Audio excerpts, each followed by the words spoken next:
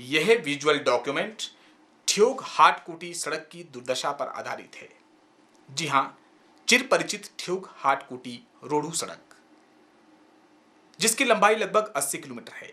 यह सड़क शिमला जिला की भाग्य रेखा मानी जाती है, क्योंकि यह सड़क शिमला जिला के 4 विधानसभा क्षेत्रों के लगभग 3.5 लाख लोगों को सुविधा प्रदान करती है।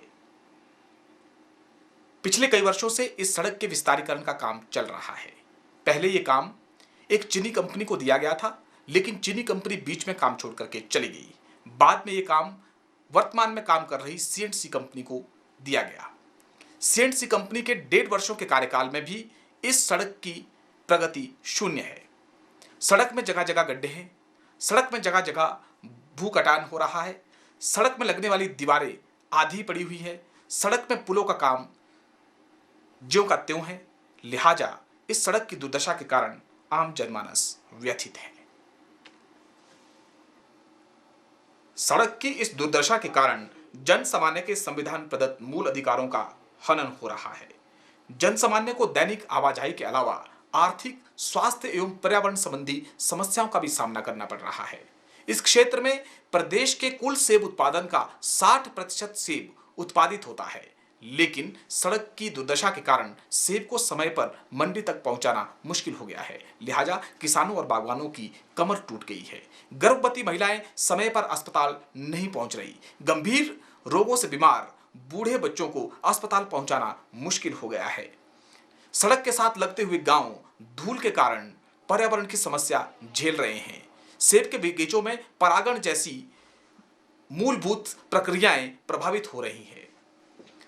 सड़क की दुर्दशा के कारण सड़क दुर्घटनाओं में अप्रत्याशित वृद्धि हुई है। न जाने कितने नौजवान अकाल मृत्यु का शिकार हो गए हैं।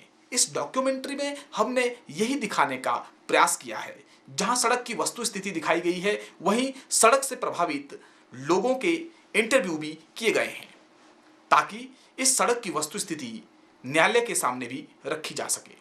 जी हां, सरकार और कंपनी के उदासीन एवं निराशाजनक रवैये से व्यथित लोग जब सड़क संघर्ष सत्याग्रह करने के लिए सड़क पर उतरे तो उन्हें और कोई उम्मीद नहीं दिखी। वे सीधे न्यायालय में अपनी बात कहने के लिए गए। न्यायालय ने लोगों की गुहार पर स्वतः संज्ञान लिया और सकारात्मक हस्तक्षेप करते हुए प्रदेश सरकार को वस्तु स्थिति एवं रिपोर्ट प्रस्तुत करने को कहा। न्यायालय ने ही मुख्य सचिव की अध्यक्षता में एक समिति का गठन करके समय समय पर इस सड़क की प्रगति की रिपोर्ट भी मांगी। लेकिन दुर्भाग्य का विषय है कि सरकार ने न्यायालय को वस्तु स्थिति से अवगत करवाने के बजाय एक झूठी रिपोर्ट पेश करने का कृत्य किया। जी हां, न्यायालय में कहा गया कि सड़क पर कार्य प्रगति से चल रहा है, लेकिन इस विजुअल डॉक्यूमेंट में हम आपको दिखाएंगे सड़क के वो गड्ढे जो ना भरे जा रहे हैं, सड़क की वो दीवारें जो ज्यों की त्यों हैं, सड़क की वो स्थिति जहां मात्र 1 या 2 मशीन लगी हुई है, सड़क की वो स्थिति जहां कोई लेबर काम नहीं कर रही है। ऐसे में तय अवधि में सड़क का कार्य कैसे पूरा होगा, ये चिंता का विषय है। न्यायालय को वस्तु स्थिति से अवगत करवाया जाए, इसलिए पुणे क्षेत्र के जनप्रतिनिधियों, किसानों और बागवानों ने निर्णय लिया कि इस विजुअल डॉक्यूमेंट को न्याय मित्र के माध्यम से न्यायालय को वस्तु स्थिति से अवगत करवाने के लिए प्रस्तुत किया जाए। जी हां, यह डॉक्यूमेंट्री आपको वस्तु स्थिति से अवगत करवाएगी, ताकि न्यायालय भी इस डॉक्यूमेंट्री के आधार पर वास्तविक स्थिति का आकलन करके जनता को न्याय प्रदान कर सके। तो चलिए चलते हैं इस यात्रा पर और देखते हैं कि सड़क की वस्तु स्थिति है क्या और लोगों का क्या मत है। लीजिए, सफर के शुरू में ही आपको दिखती है गहरी खाई। जी हां, सड़क के किनारे जो दीवार लगनी थी वो दीवार वर्षों से इसी स्थिति पर है और एक खाई बन गई है। सड़क टूट रही है, नीचे से सड़क टूट रही है, ऊपर से भूमि का कटान हो रहा है और हमारा स्वागत कर रहा है सड़क पर पहला ही गड्ढा। इस यात्रा पर निकलते ही गड्ढे और पानी, यह सफर आरंभ हो गया है और यात्रा के पहले पड़ाव पर ही मिलते हैं हमें एक कैंसर पेशेंट। सुनिए जरा, जो जीवन की लड़ाई लड़ रहा है, जीवन और मृत्यु के बीच में जूझ रहा है, वो इस सड़क की दुर्दशा पर अपनी क्या प्रतिक्रिया देता है। मैं ठाकुरदास भारद्वाज यहाँ जुनों का रहने वाला हूँ। हमारे को यहाँ पर इतनी दिक्कत आ गई है कि यहाँ पर चलना फिरना ही हमारे को इतना दुख मुसीबत हो गई है कि मतलब धूड़ इतनी ज़्यादा है कि मतलब हम चल नहीं सकते। और यहाँ मतलब ऐसा है कि मैं खुद मरीज़ हूँ, कैंसर का पेशेंट हूँ मैं।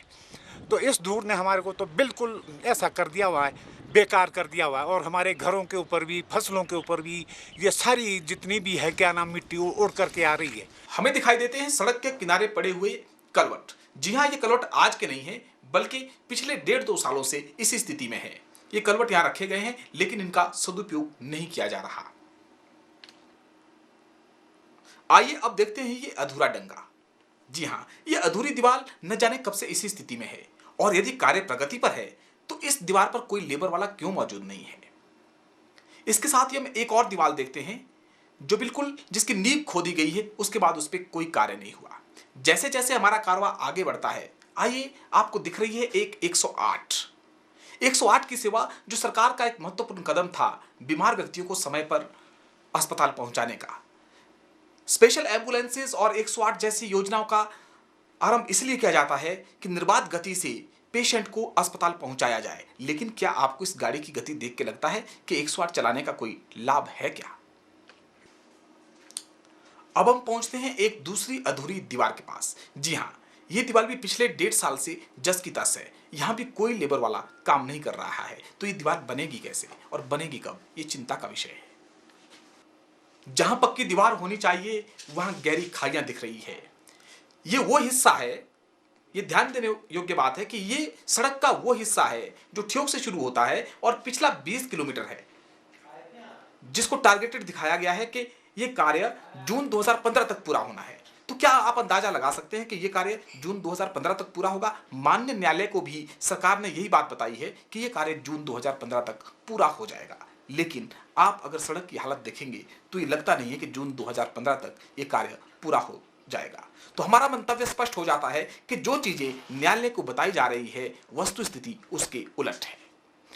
हम पहुंच रहे हैं छेला के पास में, जहां ग्रामीण पैदल सड़क के किनारे चल रहे हैं और कीचड़ में डूबे सने पड़े हैं। जहां दिन में न जाने कितने लोग आते हैं, कितने लोग यहां सामान खरीदने के लिए आते हैं, कितने लोग यहां से गुजरते हैं। हजारों की संख्या में लोगों की आवाजाही होती है, क्योंकि रोडों को जाने वाले, कोटखाई को जाने वाले और इवन चौपाल क्षेत्र में जाने वाली बसें भी यहां रुक करके जाती हैं। आइए सुनते हैं छेला के व्यापारी, छेला के आम लोग इस सड़क के बारे में क्या कह रहे हैं। यहाँ का स्थानीय निवासी हूँ। मेरी यहाँ पे एक दुकान है और रोड के बारे में जो डिस्कस हो रही है, जो रोड बन रहा है यहाँ पे, इसमें बहुत ही प्रॉब्लम्स आ रही है। ना प्रॉपर ढंग से बन पा रहा है, ना कटिंग हो रही है ढंग से, और बारिश में यहाँ पे कीचड़ होता है और जब धूप लगती है तो यहाँ पे धूल होती है, जो धूल दुकानों में अंदर जा रही है और इससे शरीर के ऊपर बहुत और दूसरे खाद्य सामग्री के ऊपर बड़ा इफेक्ट पड़ रहा है, जिसका बुरा प्रभाव पड़ रहा है। मैंने अभी तक की यात्रा में देखा है कि सिर्फ आपको सड़क पर निर्माणाधीन कार्य के अवशेष मिले हैं जो चाइनीज कंपनी छोड़ करके चली गई है। इस कंपनी का कोई लेबर वाला हमको इस सड़क में नहीं मिला। और लेबर क्यों नहीं है, इसका तर्क जानने के लिए हम पहुंचे सीएनसी के ऑफिस के पास, जहां उनके कर्मचारी ने बड़ा अजीबोगरीब तर्क दिया। वो कहते हैं कि लेबर का काम सिर्फ गोरखे करते हैं और गोरखे यहां किसानों बागवानों के पास है, वो हमें लेबर सप्लाई नहीं करते। अब बताइए, किसान बागवान अपने मजदूर सीएनसी कंपनी को देंगे तब सड़क बनेगी क्या? ये अजीबोगरीब तर्क आपको समझाता है कि कंपनी कार्य के प्रति कितनी संवेदनशील है। इनके पास लेबर नहीं है, इनका कर्मचारी खुद मान रहा है, लेकिन फिर भी न्यायालय को कंपनी बता रही है, सरकार बता रही है कार्य प्रगति पर है। लेकिन वस्तु स्थिति यह है कि सड़क में लेबर का एक भी आदमी काम नहीं कर रहा है। वो किसानों और बागवानों के पास काम करने वाले नेपाली मजदूरों की बाट चो रहे हैं कि कब वो बगीचों का काम छोड़ करके सीएनसी के पास आएंगे और सड़क का काम करेंगे। कहाँ से लेबर आए? कोशिश करो जल्दी हो जाए, नहीं तो हमने फिर धरना। एक एक घर में 50-50 लेबर है जो नेपाली, जो हमारे काम आते, वो सब आपने ले रखी है। पता नहीं क्या आप उनको देते हैं। कंपनी नेपाली पे नहीं चलती। नहीं चलती तो जो इधर टिक सकता वही आदमी है ना। ठीक है, जब टेंडर लिया था ये चीज उस टाइम टेंडर के टाइम मशीनरी का काम है ना। अरे वो तो निपटा ही सकते यार। मशीनरी लगी है, आप रात को देखिए, रात को लाइट काम, जहाँ पे लाइट। ये हम जा पहुंचे हैं अणु नाला के पास में।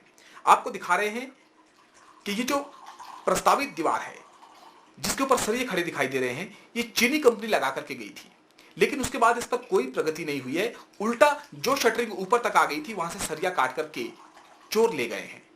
लेकिन वर्तमान कंपनी ने अभी इस साइड पे कोई काम नहीं किया गया है, जबकि न्यायालय को बताया गया है कार्य प्रगति पर है। अब हम पहुंच रहे हैं गुमा के पास, गुमा ट्रक यूनियन के पास। जी हां, आप देखिए गुमा एक कस्बा है, लेकिन कस्बे के पास सड़क के क्या हालत है। दलदल बना हुआ है, लोगों का चलना दूभर हो गया है, लोग पर्यावरण की समस्या से जूझ रहे हैं। साफ मौसम में धूल उड़ती है और बारिश में कीचड़ हो जाता है, इसलिए लोगों को अनेक बीमारियों का भी सामना करना पड़ रहा है।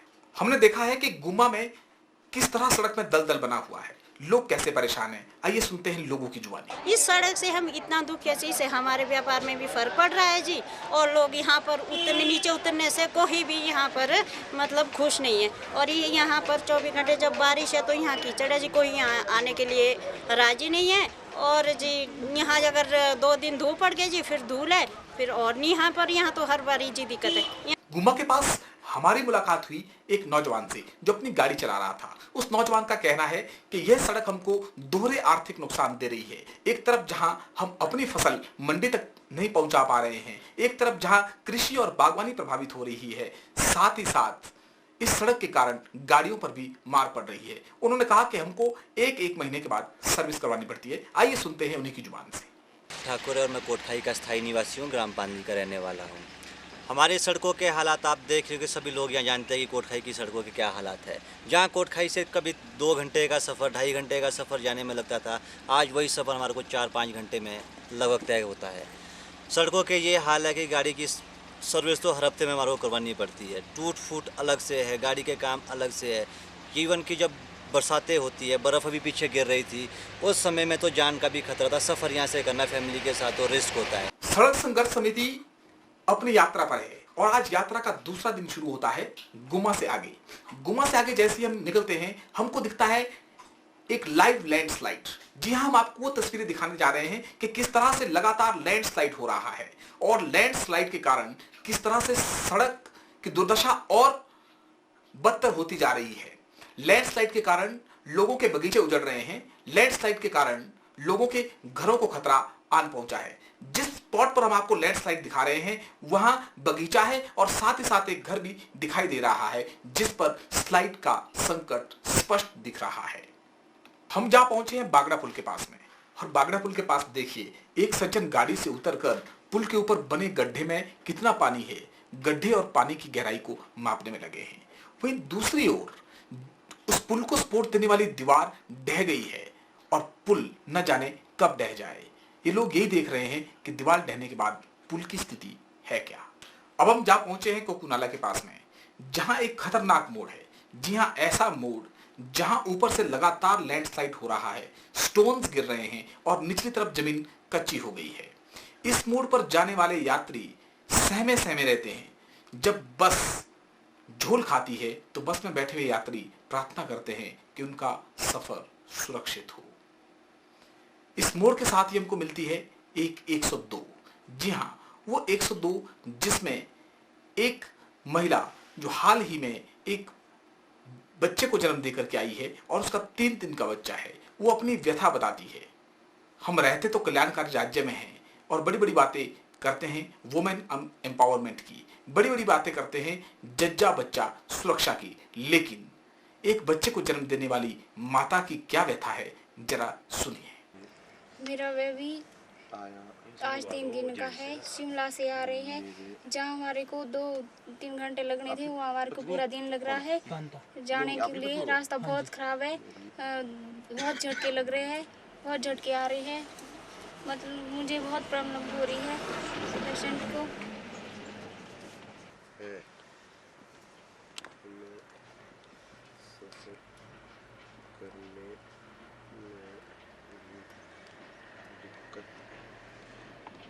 शाबाश शाबाश शाबाश। जी हाँ, यहाँ 2 ही शब्द निकलते हैं, शाबाश शाबाश शाबाश और धिक्कार धिक्कार धिक्कार। पहले चर्चा करते हैं शाबाश की। शाबाश हिमाचल प्रदेश पथ परिवहन निगम के इन कर्मचारियों के लिए, इन चालकों के लिए जो इस सड़क पर लगातार अपनी सेवाएं दे रहे हैं, अपनी जान हथेली पर रख करके लोगों को मंजिल तक पहुंचा रहे हैं।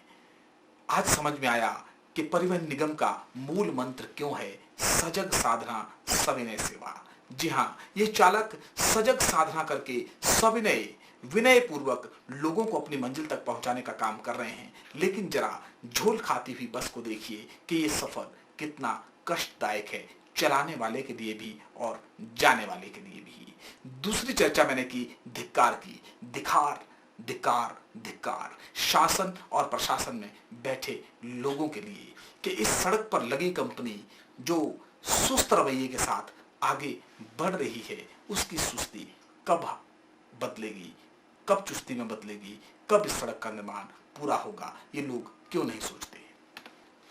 मैन पावर इस रोड पर शून्य है। मशीन पावर की बात आपको इस कंपनी के दूसरे कर्मचारी बता रहे हैं, जो स्वयं एडमिट कर रहे हैं कि खड़ा पत्थर से और कोकू नाला के बीच हमारे पास सिर्फ एक जेसीबी है, एक मशीन है। लेकिन जो तथ्य न्यायालय के समक्ष रखे गए हैं उसमें कई मशीनों की बात कही गई है। ये विरोधाभास क्या न्यायालय को गुमराह करने के लिए है या फिर जनता को उनके अधिकारों से वंचित करने का एक जीता जागता प्रमाण? हमारा हमारी साइड थी खड़ा पत्थर में। ओके। अच्छा, जब वहाँ बर्फ पड़ने लग गई तो हमारा यहाँ पर साइड मिल गया। अच्छा, आपके पास खड़ा पत्थर में कितनी मशीन है, यहाँ पर कितनी मशीन है? यही मशीनें हैं, एक ही मशीन, मतलब एक ही मशीन अप डाउन करेगी बाइक। अब हम देख रहे हैं कोकू नाला पुल का हाल। जी हाँ, सड़क में गड्ढे तो देखे हैं, लेकिन पुल के ऊपर गड्ढों का और पुल को टिकाने वाली दीवार के ढहने का क्या मतलब होता है, इसका अंदाजा आप स्वयं लगा सकते हैं। ना तो बागड़ा पुल पर काम चल रहा है, ना कोकू नाला पुल पर, लेकिन कागजों में माननीय उच्च न्यायालय को बता दिया गया है पुलों पर कार्य प्रगति पर है। जब हम पुल पर पहुंचे तो पुल पर गड्ढा हमको मिला, पानी हमको जमा मिला, दीवार ढही हुई मिली, लेकिन हमें कोई काम करता हुआ मजदूर या मशीन वहां नहीं मिली। तो बताएं, क्या रिपोर्ट वस्तु स्थिति पर आधारित है? जी नहीं। आप इस पुल को गौर से देखिए। सेब सीजन में इस पुल से ट्रॉले गुजरेंगे, बसें गुजरेगी, भारी वाहन आएंगे, क्या ये पुल सरवाइव कर पाएगा? और हमारी ये हालत है, गाड़ियां क्रॉस करने के लिए भी बड़ा मुश्किल है और कभी भी खतरा है कि कोई हादसा हो जाए तो सरकार कोई कुछ देख नहीं रही हमारे बारे में। अब हम पहुंचते हैं कोटखाई बाजार। जी हाँ, कोटखाई बाजार में कोटखाई तहसील के अनेकों लोग आते जाते रहते हैं। लोगों का सड़क के बारे में क्या मत है, आइए सुनते हैं हाथ कंगन को आरसी क्या। सुनते हैं लोगों की जुबानी। परेशानी हो रही है और सरकार जो है इसके बारे में कोई खास कदम नहीं उठा रही है, बहुत धीमी गति से काम चल रहा है। आम आदमी क्या, हर जनरल को जो है इससे प्रॉब्लम हो रही है, चाहे अमीर आदमी चाहे गरीब आदमी, सभी जो है इस प्रॉब्लम से जूझ रहे हैं। हम चाहते हैं कि भाई जो है जल्द से जल्द इसका काम जो है। रोड के बहुत बुरे हाल है, निहारी से खड़ा पत्थर तक तो हम ये देखते हैं कि पैदल चलना गाड़ी का बड़ा भारी मुश्किल है और पूरी तरह पूरे हाल है। आदमी को बड़ा मुश्किल, रोड के बारे में ये सोचते हैं कि रोड में चलना ही नहीं, इतनी दिक्कत आ गई है कि जिसका कोई ठिकाना नहीं है। मैं आपका ध्यान एक महत्वपूर्ण मुद्दे की तरफ आकर्षित करना चाहता हूं। वो मुद्दा है सस्टेनेबल डेवलपमेंट का। माननीय उच्चतम न्यायालय ने भी सस्टेनेबल और होलसम डेवलपमेंट को एक मूलाधिकार माना है, लेकिन इस सड़क के निर्माण में चाहे वो चाइनीज कंपनी थी चाहे वर्तमान कंपनी हो, जितना सस्टेनेबल डेवलपमेंट के कॉन्सेप्ट को आघात पहुंचा है उतना किसी प्रोजेक्ट में नहीं पहुंचा होगा।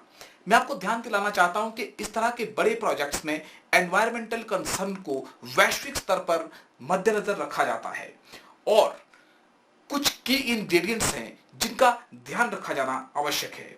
उनमें एक है appropriate management and disposal of debris spoils from hill cutting including rehabilitation of such sites. B, use of bio engineering techniques for stabilising slopes and for controlling soil erosion. इन दो मुद्दों को जिनको सीधा सीधा पर्यावरण से जोड़ा जाता है, मैं आपको ये विजुअल दिखाने जा रहा हूं जिसमें आपको दिखेगा कि किस तरह से लगातार सॉइल इरोजन हो रहा है। सॉइल इरोजन के साथ साथ किस तरह से हरित वनस्पति का क्षरण हो रहा है और साथ ही साथ जहां लोगों के बगीचे समाप्त हो रहे हैं वहीं प्राकृतिक वनस्पति फॉरेस्ट लैंड को कितना नुकसान पहुंच रहा है। आइए देखते हैं इस विजुअल में और देखते हैं कि सस्टेनेबल डेवलपमेंट के कॉन्सेप्ट और एनवायरनमेंट के नियमों की किस तरह से धज्जियां उड़ाई जा रही है। गौरतलब है कि माननीय उच्च न्यायालय में प्रस्तुत रिपोर्ट में भी इस पर गंभीर संज्ञान लिया गया है और वर्ल्ड बैंक और HPRIDC की टीम ने जब इस प्रोजेक्ट को विजिट किया तो उन्होंने भी माना कि एनवायरमेंटल डिग्रेडेशन के मामले में इस प्रोजेक्ट में काम कर रही कंपनी उच्च मानकों के अनुरूप काम नहीं कर रही है। ये कितना बड़ा विषय है पर्यावरण के क्षरण का। हमारे यहाँ कहावत है कि एक बागवान अपने बच्चे और सेब के पौधे को बराबर पालता है। एक बेटा 20-25 साल की उम्र पाने के बाद अपने परिवार की सेवा करता है, उसी तरह एक पेड़ को पालने में भी लगभग 15-20-25 सालों का समय निकल जाता है। आपको हम वो बगीचा दिखाने जा रहे हैं जो किसी बागवान ने अपनी मेहनत से बड़ा किया होगा। 20-25 साल का पौधा किस तरह से इस सड़क का शिकार हो रहा है। इस बागवान का क्या कसूर था, किसने अपना बगीचा इस सड़क के आसपास लगाया था। आइए देखते हैं कैसे इस बागवान के दिलों पर जख्म हो रहे हैं, कैसे उसकी आकांक्षाएं मिट्टी में मिल रही हैं। देखते हैं इस विजुअल में। अब हम आपको दिखाने जा रहे हैं ऐसा विजुअल कि आपको कैमरे की आंख पर शक होगा कि क्या ये वास्तव में सड़क में शूट किया गया है या किसी नाले में। लेकिन हमारी बात को प्रमाणित करेगा एक नौजवान जो अपनी एसयूवी गाड़ी में आया है और वो खुद कह रहा है कि मुझे लगता नहीं है कि मैं सड़क में गाड़ी चला रहा हूं या नाले में। आपको सड़क में दिखेगा पानी और साथ में दिखेगा एक गड्ढा जो न जाने पताल में जाकर के समा जाता है। मैं जी नंदपुर का रहने वाला हूँ, जुब्बल तहसील का। तो रोड के इतने बुरे हाल है कि आज भी जो ये पॉइंट है